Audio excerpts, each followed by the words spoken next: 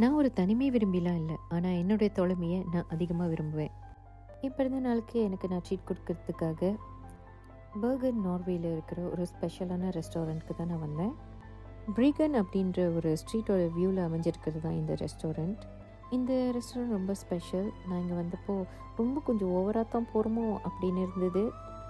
கண்டிப்பாக இது மெமரபிள் பர்த்டேவாக இருக்கும் இந்த வியூக்காக அப்படின்னு உட்காந்துருந்தேன். அங்கேருந்து வெயிட்டர் கூப்பிட்டு இன்றைக்கி என்னோடய ஸ்பெஷல் டே, உங்களோட சிக்னேச்சர் தான் நான் சாப்பிடுவேன், வாட் இஸ் யோர் சிக்னேச்சர் சொன்னப்போ அவங்க ரெக்கமெண்ட் பண்ண சீ ஃபுட் பாஸ்தா சாப்பிட்டுட்டு இருந்தேன்னா, சாப்பிட்டு முடிக்கும்போது நடந்த எல்லாமே எந்த ரெக்கார்டிங்குமே பண்ண முடியாத மூமெண்ட்ஸ். நான் சொன்ன அந்த வார்த்தையை வச்சுக்கிட்டு அங்கேருந்த சூப்பர்வைசர் மற்றும் மற்ற வெயிட்டர்ஸ் எல்லாருமே சேர்ந்து எனக்காக ஒரு கேக்கை ப்ரிப்பேர் பண்ணி எடுத்துகிட்டு வந்தாங்க.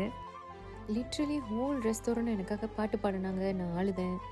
ஹோல் வேர்ல்டும் எனக்காக இருந்த மாதிரி இருந்தது. அவங்களுக்கு எல்லாம் நன்றி சொன்னேன்னு எனக்கே தெரியாது.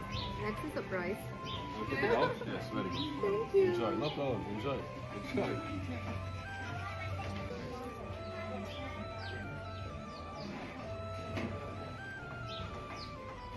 Thank you.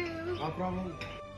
அதுக்கு பிறகு ஃபியூ ஹவர்ஸ் அங்கே ஸ்பெண்ட் பண்ணிவிட்டு ஆல்ரெடி மனதில் உலகத்தோட உச்சியில் தான் இருந்த மாதிரி இருந்தது. இருந்தாலும் இன்னும் கொஞ்சம் உச்சியில் போயிட்டு என்ன சந்தோஷப்படுத்தின அந்த கடையை மறுபடியும் என் ஃபோனில் ஜூம் பண்ணி எடுத்திருக்கேன் பாருங்கள்.